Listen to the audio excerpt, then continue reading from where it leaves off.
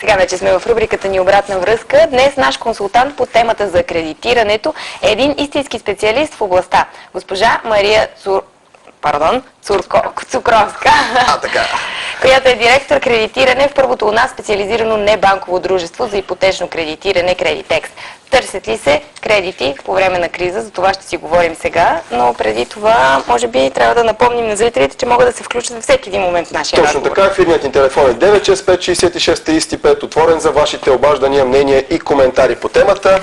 Добро утро! Добро утро! Радваме се, изключително усмихнат човек ни е на гости, да се надяваме и след края на разговора и зрителите ние да имаме повод за усмивки. Мисля, че този сектор се развива сравнително добре, най-малкото с промените в Закона за потребителските кредити, които бяха обнародвани през месец март тази година. Какво всъщност от промените в този закон реално показа някакъв ефект и има реално отражение в момента кредитите, които хората имат възможност да вземат? Аз всъщност трябва да направя това отбелязване, че аз работя в сферата на бизнес ипотечно кредитиране, което е различна сфера от потребителското финансиране. Нашето дружество Кредитекс Хипокредит се занимава с предоставянето на дългосрочни бизнес ипотечни кредити и ние сме специализирани и нашата ниша са именно малки и средния бизнес. Над 2/3 от кредитите, които сме предоставили, са насочени към малкия и средния бизнес. Разбира се, предоставяме и жилищни кредити, но задължително обезпечени с ипотека на недвижими имоти от всякакъв характер. Добре, тогава кои кредити се търсят най-често? През последната година бих казала, че най-търсени са кредитите, които са дългосрочни, с които се рефинансират краткосрочни задължения. И това е съвсем нормално в условия на криза, тъй като чрез дългосрочния кредит предприемачите успяват да намалят месечната тежест под формата на месечна погасителна вноска, с което пък освобождават ресурс и го връщат обратно в оборотния капитал. Също в нашето дружество нашите наблюдения са, че все повече фирми ни търсят за кредити за оборотни нужди. Това също е съвсем нормално в условия на криза, защото знаете, че в момента междуфирмената задлъжнялост е изключително голяма и по този начин, чрез кредити за оборотни нужди, те успяват да не спират процеса на разплащанията, независимо, че техни партньори, например, не са им платили. Имаме зрител на телефона с въпрос. Добро утро! Здравейте! Добро утро! Кажете какъв е вашия въпрос към гостинката ни? Аз искам да попитам, не ми стана много ясно, откъде е по-добре да се вземе кредит от банка или от небанково дружество и дали всъщност не е по-скъпо да се взимат кредити от небанкови дружества? Благодаря ми за въпроса. И аз благодаря за въпроса. Основното предимство, бих казала, на небанковите дружества, каквото сме и ние, е това, че сме много гъвкави. Ние, ако трябва да направим някакъв паралел, ние по-скоро приличаме на отделите за кредитиране на малък и среден бизнес на банките, отколкото на фирмите, които предоставят бързи потребителски заеми в магазините за бяла и черна техника. И в този смисъл ние сме съпоставими като цени на финансирането с банковите условия. От друга страна, ние сме много по-гъвкави от банките, именно защото ние подхождаме индивидуално към всеки клиент. Не изискваме бизнес планове или някакви предварителни определени стандарти, много големи списъци с документи. Напротив, при нас разговорът протича много неформално, задаваме въпроси, които ни интересуват и основното е да установим дали фирмата или физическото лице може да си позволи да изплаща съответно месечната вноска. Ако това е така, ние съответно предоставяме кредита.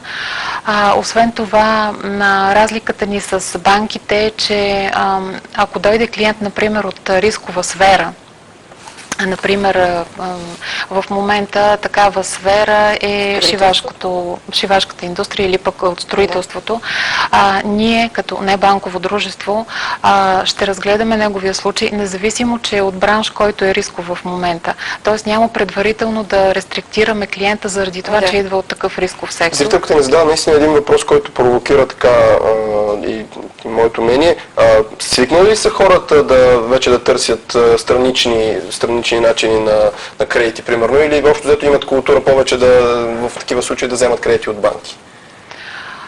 Аз смятам, че вече хората свикнаха, че освен банките има и други небанкови дружества, които предоставят кредити и трябва обаче така внимателно да проучват условията на всяко едно от тях. Ние към момента сме единственото специализирано в сферата на бизнес ипотечното кредитиране. На повечето небанкови финансови дружества, други са насочени към потребителското финансиране, както и вие казахте. Аз ви предлагам сега да видим и една анкета преди да продължим нашия разговор. Какво смятат именно хората?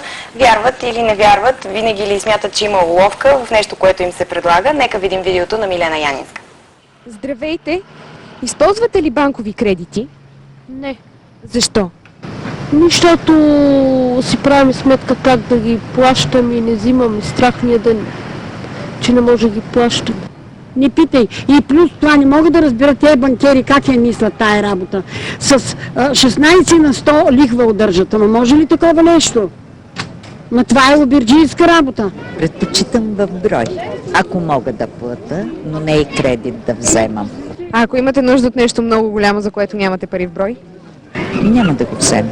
Положението в държавата ни е такова, че на повечето хора им се налага да взимат кредити и такива, за да се оправят по някакъв начин с ситуацията. Като работиш си го изплащаш. Лихвите? Ми зависи от гледна точка. Аз съм лично доволен от лихвата. Аз не плащам друг. Според мен, който тегли кредити и после не ги връща. Не си връща парите, който си тегли кредит. Мислите, че който стегли кредит, после не си връща после не пари? си плаща вноските. Ти теглил ли си? Не съм теглил и не мисля да тегля, защото няма смисъл. Що ако можеш после да не си ги връщаш?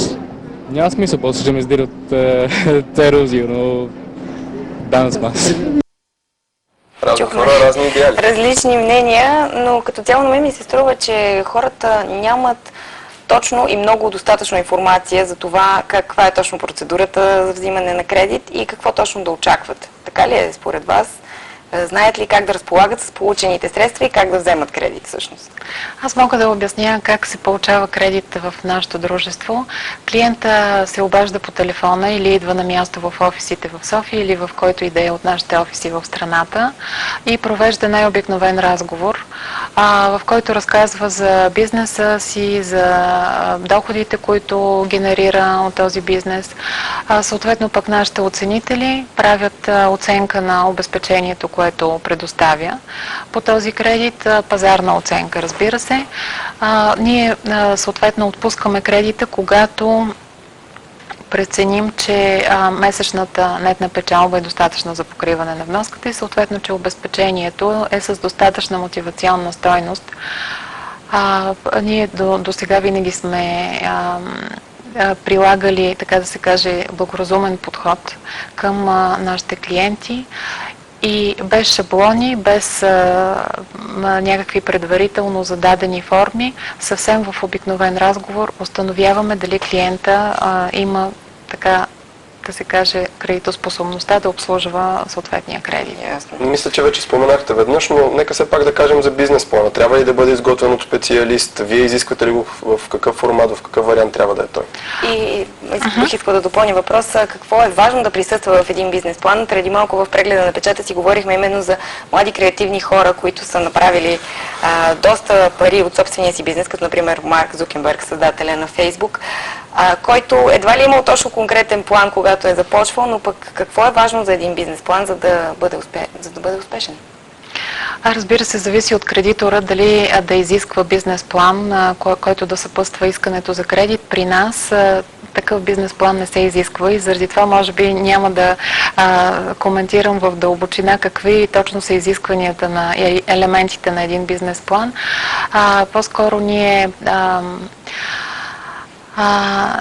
искаме от клиента да разкаже простичко какво прави, как прави бизнеса си, какъв опит има. И се доверявате на базата на това? Доверяване е силно казано. Разбира се, нашите специалисти са добри и правят добър финансов анализ, но без толкова трудно оформящи се документи, по-скоро в обикновен разговор и много приятелски. А давате ли, след като отпуснете кредита, давате ли някакви съвети и препоръки на хората как най-добре да оползотворят тези средства? Имате ли такава, да речем, менторска и насърчителна роля, примерно как хората наистина да спечелят с тези пари, защото в крайна сметка вие имате интерес те да не губят тези пари, Да, определено ние сме партньори с нашите клиенти.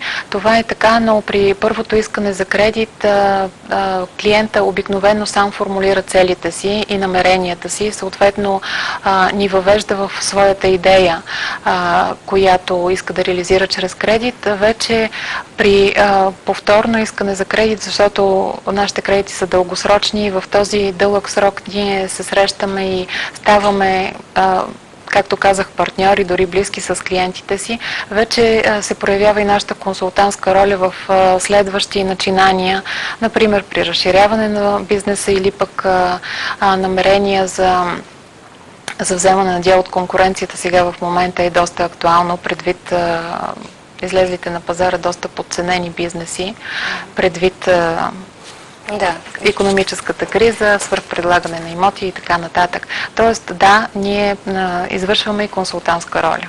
Сигурна съм, че би било интересно на нашите зрители да разберат и срещу какъв вид гаранция могат да получат кредитите. Ние предоставяме бизнес ипотечни кредити срещу всякакъв тип завършени имоти.